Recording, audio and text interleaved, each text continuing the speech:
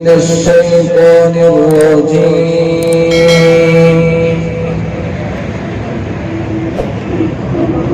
بسم الله الرحمن الرحيم.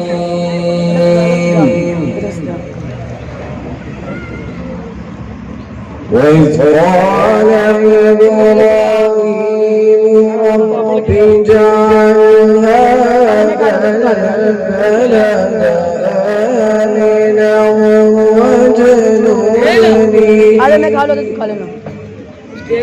واجنبني وبني أن نعبد الأصنام.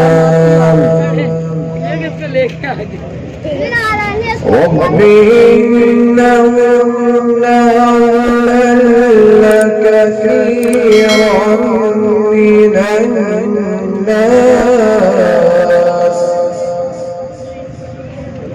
فمن تبعني فإنه مني ومن عصاني فإنك غفور رحيم.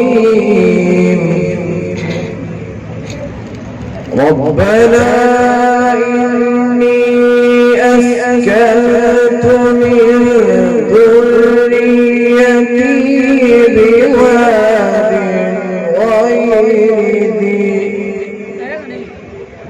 غير ذي زرع عند بيتك المحرم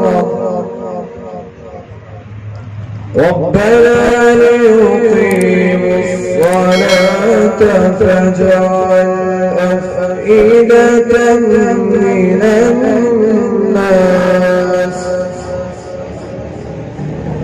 تهوي إليهم وارزقهم من الثمرات لعلهم يشكرون.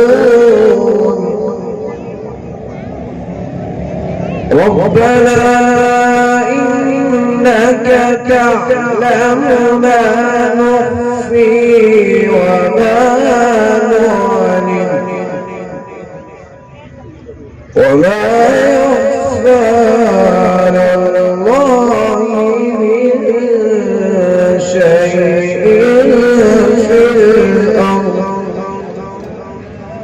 في الأرض ولا في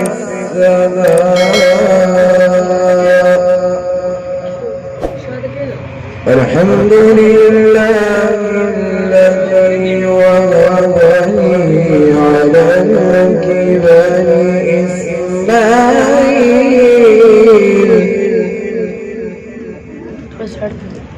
الحمد لله الذي وهب لي على الكبر إسماعيل وإسحاق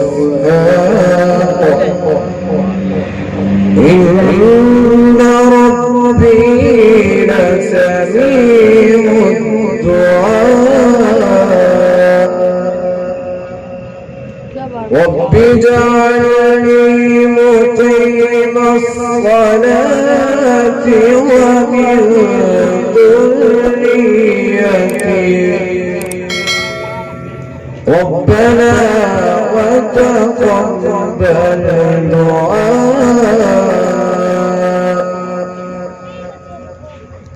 ربنا اغفر لي ولوالدي وللمؤمنين.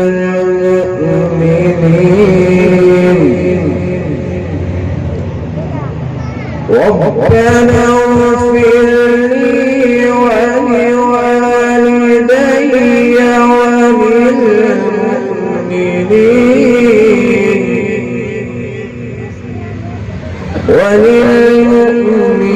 وللمؤمنين يوم يقوم الحساب. صدق الله.